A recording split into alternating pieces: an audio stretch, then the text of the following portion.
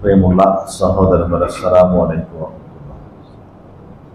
ഇമാം അബൂ ദാവൂദും മറ്റും ഉദ്ധരിച്ച ഹദീസിൽ നബി സല്ലല്ലാഹു അലൈഹി വസല്ലമ വളരെ പ്രാധാന്യപൂർവ്വം സഹാബത്തിനെ പഠിപ്പിക്കുകയും ചില സഹാബിമാർ ഞങ്ങൾ ഖുർആനിലെ ഒരു സൂറത്ത് പഠിക്കുന്നത് പോലെ പഠിക്കുകയും ചെയ്തു എന്ന് പറയുന്ന ഒരു പ്രാർത്ഥനയുണ്ട്. ആ പ്രാർത്ഥന നബി സല്ലല്ലാഹു അലൈഹി വസല്ലമ നമസ്കാരത്തിൽ ഇടയിലിരിക്കുമ്പോൾ നമ്മോട് പ്രാർത്ഥിക്കാൻ പറഞ്ഞ പ്രാർത്ഥനയാണ്.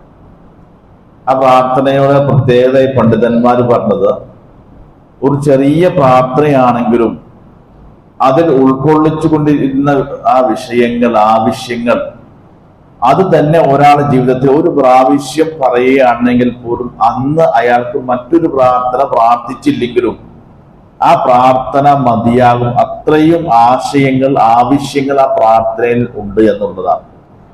പക്ഷെ നമ്മളൊക്കെ അങ്ങനെ ശീലമായി അങ്ങനെ പ്രാർത്ഥിച്ചു പോകുന്നു എന്നല്ലാതെ എന്താണ് നമ്മൾ അല്ലാഹുവോട് ആവശ്യപ്പെടുന്നത് എന്ന് കൃത്യമായി ബോധ്യത്തോടു കൂടിയാണെങ്കിൽ സത്യത്തിൽ ഒരു ദിവസം ആ ഒരൊറ്റ പ്രാർത്ഥന തന്നെ മതിയാവുന്നതാണ്. ആ പ്രാർത്ഥന നമുക്കറിയാവുന്ന പ്രാർത്ഥന, അല്ലാഹുമ്മഗ്ഫിർലി, അല്ലാഹുവേ നീ എനിക്ക് പുറത്തു തരണം. അതാണ് നമ്മുടെ ഏറ്റവും ഒരു വലിയ ആവശ്യം. ജീവിതത്തിൽ വന്ന എല്ലാ പാപങ്ങളും പുറത്ത് പാപമുക്തനായി നാളെ പരലോകത്ത് വരണം. വർഹംനി, ജീവിതത്തിലെ എല്ലാ രംഗങ്ങളും എന്നോട് കരുണ കാണിക്കണം.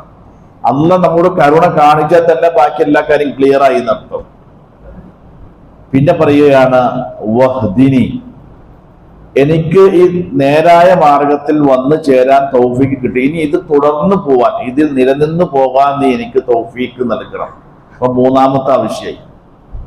നാലാമത്തെ ആവശ്യം വജുബുർനി, അല്ലാഹുവേ നീ എനിക്ക് എല്ലാ നിലക്കും പിന്തുണ നൽകണം. എന്ന് പറയുക, അമലക്കം ചെയ്യാൻ നീ എന്നെ പ്രോത്സാഹിപ്പിക്കുകയും എന്നെ പിന്തുണ നൽകുകയും ചെയ്യണം എന്നുള്ളതാണ്. നാലാമത്തെ സംഗതി ചോദിക്കുന്നത്, അഞ്ചാമത് ചോദിക്കുന്നത് വർസുഖ്നി, നീ എനിക്ക് റിസ്ക് നൽകണം. ഇഹലോകത്ത് നമുക്ക് ആവശ്യമായ ഒരു ബാധ്യത നമ്മുടെ റിസ്ക്കാണ്. പിന്നെ പറയുകയാണ് വർഫഅനി, പരലോകത്ത് വരുമ്പോൾ എൻ്റെ പദവിയെ നീ എനിക്ക് ഉയർത്തി തരണം. വആഫിനി, നീ എനിക്ക് ശാരീരികമായ സൗഖ്യം നൽകണം. ഇനി ഇതിൽ ഏതാണ് നമ്മൾ ഉൾക്കൊള്ളിക്കേണ്ട ഒരു ആവശ്യം? ഇഹലോകത്ത് ജീവിക്കാൻ, പരലോക മോക്ഷത്തിന് എനിക്ക് നീ പുറത്തു തരണം, എന്നോട് കരുണ കാണിക്കണം. ഇത് രണ്ടും ഉണ്ടായാൽ തന്നെ പരലോകത്ത് രക്ഷപ്പെട്ടു. വഹദിനി, ഈ മാർഗത്തിൽ നിലനിന്ന് പോകാൻ, തെറ്റിപ്പോകാൻ, നിലനിന്ന് പോകാനുള്ള തൗഫീക്ക് നിനക്ക് നൽകണം. പിന്നെ ചോദിക്കുകയാണ്, നീ ഇതൊക്കെ എനിക്ക് പ്രോത്സാഹിപ്പിക്കുകയും എനിക്ക് പിന്തുണ നൽകുകയും ചെയ്യണം. വർസുഖ്നി, എന്റെ റിസ്ക് നീ എനിക്ക് ശരിയാക്കി തരണം. വആഫിനി, ശാരീരികമായ സൗഖ്യം എനിക്ക് നൽകണം, രോഗങ്ങളൊന്നും ഇല്ലാതെ. വർഫഅനി, പരലോകത്തൊരു സ്വർഗത്തിൽ എന്റെ ദർജയും നീ എനിക്ക് ഉയർത്തി തരണം. ഓക്കെ, ഒരൊറ്റ പ്രാർത്ഥന. അതുകൊണ്ടാണ് ആ പ്രാർത്ഥന നമസ്കാരത്തിൽ ചേർത്തത്. എന്തിനാണെന്നറിയോ? ഒരു കാരണവശാലും പ്രാർത്ഥിക്കാതെ പോകരുത് ഒരു വിശ്വാസി. അതുകൊണ്ടാണ്. അതല്ല, നമസ്കാരത്തിന് പുറത്താണെങ്കിൽ പലപ്പോഴും നമ്മൾ അത് ശ്രദ്ധിക്കാതെ പോകും. എങ്ങനെ പോയാലും നിങ്ങൾ പ്രാർത്ഥിച്ചിരിക്കണം എന്ന് വിചാരിച്ചിട്ട് റസൂലുള്ളാഹി സ്വല്ലല്ലാഹു അലൈഹി വസല്ലം നമസ്കാരത്തിൽ കൊണ്ടുവന്ന് ചേർക്കുകയാണ്. കാരണം ഒരു വിശ്വാസി പ്രാർത്ഥിക്കാതെ പോകരുത് എന്നതുകൊണ്ടാണ്. അത്രയും പ്രാധാന്യപൂർവ്വം പ്രാർത്ഥന നമസ്കാരത്തിൽ ഉൾപ്പെടുത്തി നടത്തും.